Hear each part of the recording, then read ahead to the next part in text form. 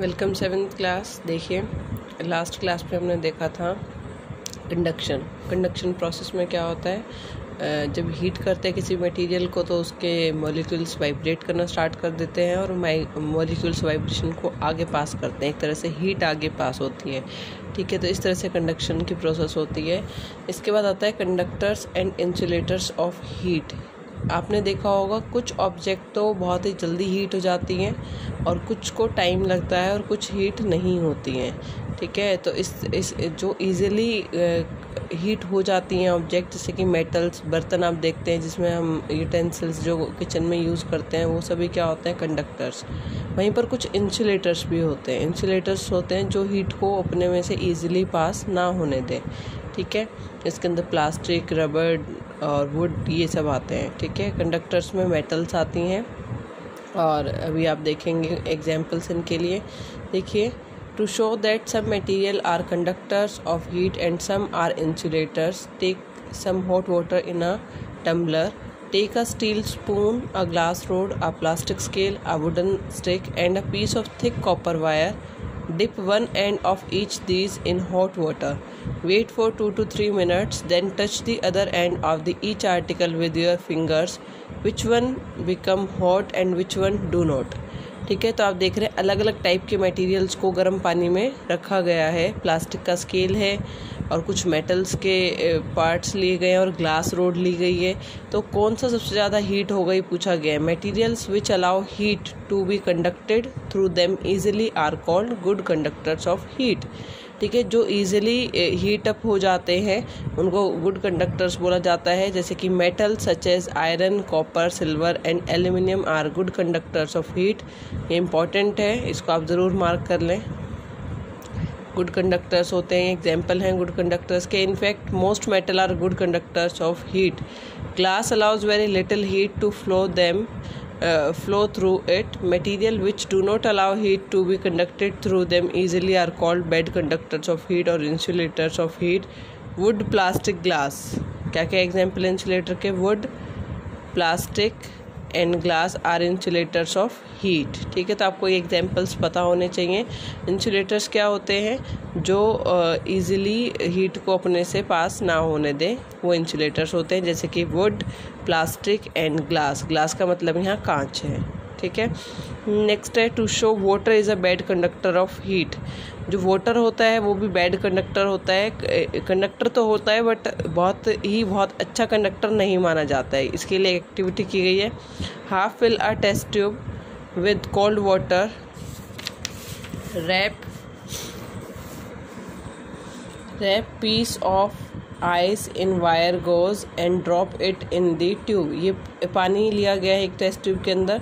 कह रहे हैं यहाँ पर एक हमने वायर गोज लिया, मतलब कि एक तरह से एक वायर का टुकड़ा लिया है जिसके अंदर हमने क्या रखा है, आइस को रखा है, उसको ड्रॉप कर दिया है यहाँ पर, ठीक है। It will sink to the bottom. वैसे तो बर्फ़ तो नीचे नहीं डूबती है बट इसके अंदर मेटल हमने इसके चारों तरफ लपेटी है, उसकी वजह से ये नीचे बॉटम तक सिंक कर जाएगा। Now heat the top end of the test tube. अब ऊपर से हीट करना है उसको। यहाँ से आपको एरो दिखाया गया है, यहाँ से हीट करना है टेस्ट ट्यूब को। तो पानी गर्म होना स्टार्ट कर देगा। तो water soon begins to boil at the top but ice below is still not fully melted. कुछ देर में पानी यहाँ से क्या हो जाएगा, बॉईल करना स्टार्ट कर देगा। यहाँ से आपको दिखाई देगा बबल्स बनने स्टार्ट हो जाएंगे बॉईल होने से। बट यहाँ लास्ट में जो हमारी आइस हमने डाली थी वो भी कुछ ना कुछ रह गई है, पूरी तरह से पिघली नहीं है, जबकि यहाँ वाटर बॉईल कर रहा है। तो इससे this activity shows that water is a bad conductor of heat. It does not easily conduct heat from top to bottom of the test tube. तो इससे पता चलता है कि जो वाटर होता है वो बहुत ईजिली हीट को पास नहीं होने देता है। It's a bad conductor of heat. Most liquid are bad conductors of heat. A notable exception is mercury which is good conductor, ठीक है। मरकरी लिक्विड होता है बट वो हीट को कंडक्ट कर सकता है, ठीक है। और मरकरी आपको पता होना चाहिए कि मेटल है और ये अकेली ही ऐसी है जो मेटल है बट वो लिक्विड फॉर्म में है, ठीक है। All gases including, last chapter में पढ़ा था मरकरी, उसके अंदर क्या था आपका, जिसके अंदर हमने इफ़ेक्ट्स ऑफ हीट पढ़ा था, उसके अंदर जब हम पढ़ रहे थे थर्मोमीटर, तो वहाँ पर मरकरी का यूज़ होता है, ध्यान होना चाहिए आपको, ठीक है। All gases including air are bad conductors of heat, जो गैस होती हैं वो भी क्या होती हैं, बैड कंडक्टर्स ऑफ हीट होती हैं। Uses of good and bad conductors of heat, अब कुछ यूजेस दिखाए गए हैं यहाँ पर। यूज़ क्या है कि कुछ कंडक्टर्स होते हैं उनका हम यूज़ करते हैं अपने डेली लाइफ में, और कुछ बैड कंडक्टर्स होते हैं उनका भी यूज़ करते हैं ऑब्जेक्ट्स का, ठीक है। कैसे करते हैं, we use good conductors of heat wherever we want heat to be transferred fast. For example, cooking utensils are made of metal such as brass, aluminium, which are good conductors of heat. जब हमें heat की ज़रूरत होती है तो वहाँ हम क्या यूज़ करेंगे, गुड कंडक्टर्स ऑफ हीट का यूज़ करेंगे। जैसे कि मेटल के बने हुए यूटेंसिल्स का यूज़ करते हैं हम किचन में, ठीक है। वहाँ पर हम ग्लास के, कांच के यूज़ नहीं करेंगे बर्तन, क्योंकि वो बैड कंडक्टर होता है ग्लास, ठीक है। दो silver and copper are best conductors of heat, cooking utensils are not made of these metal as they are expensive, ठीक है। सिल्वर जो होता है, चांदी एंड कॉपर, ये काफ़ी अच्छे बेस्ट कंडक्टर माने जाते हैं, बट ये कॉस्टली होते हैं, इस वजह से इनका यूज़ ज़्यादा नहीं होता है। However these days cooking utensils with copper bases are available. We use bad conductors of heat where we do not want heat to be transferred quickly, or places where we do not want heat. जैसे कि आप देखते हैं cooker होता है घर में, तो उसका जो हैंडल होता है वो कैसे बना होता है, आपका प्लास्टिक का बना होता है, ताकि उसको हम होल्ड कर सकें, पकड़ सकें, ठीक है। To be lost or gained from the surrounding, thus handles of cooking utensils are made of bad conductor of heat such as wood or plastic. They do not get heated up while cooking and can be held comfortably.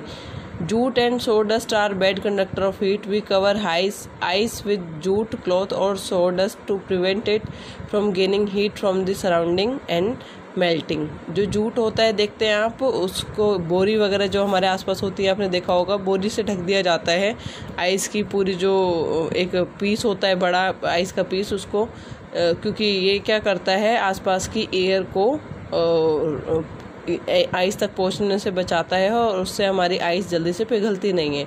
Refrigerators have double wall with the space inside filled with insulating material. जो हमारे fridge होते हैं उनकी जो covering होती है बाहर के, आपने देखा होगा, काफ़ी मोटा सा होता है, उसके अंदर डबल लेयर होती है, कुछ इंसुलेटिंग मटेरियल का अंदर यूज़ किया जाता है ताकि बाहर की हीट अंदर ना जाए और अंदर की कूलिंग बाहर ना जाए। This prevent heat of surrounding from reaching the inside of the refrigerator. In winter you wear woolen clothes. If you compare with cotton clothes, you will find that wool fiber have much more space between them. जो woolen clothes होते हैं आपके सर्दियों के कपड़े, उनमें देखा होगा काफ़ी मोटे मोटे से होते हैं, उनमें काफ़ी एयर होती है। These get filled with air which is bad conductor of heat.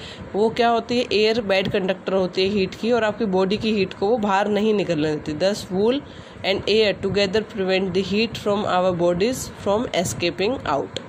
During a very cold winter night, two thinner blankets, one on top of the other, are more effective in keeping you warm than one blanket of double the thickness.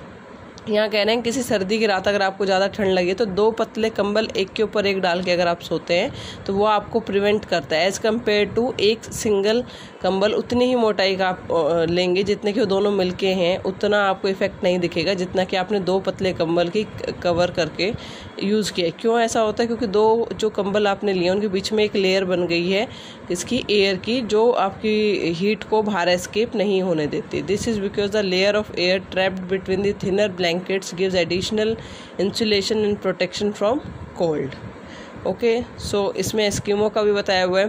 जो Eskimos होते हैं Alaska camp, ये इग्लू में रहते हैं, इग्लू बने होते हैं आपके बर्फ़ के। तो आपको ये फाइंड आउट करना है कि इग्लू के अंदर उन्हें ठंड क्यों नहीं लगती है, ठीक है, जबकि वो आइस के बने होते हैं। तो ये आपकी एक्टिविटी है, इसको आप फाइंड आउट कर सकते हैं। और नेक्स्ट फिर हम देखेंगे कन्वेक्शन नेक्स्ट क्लास में। Thank you.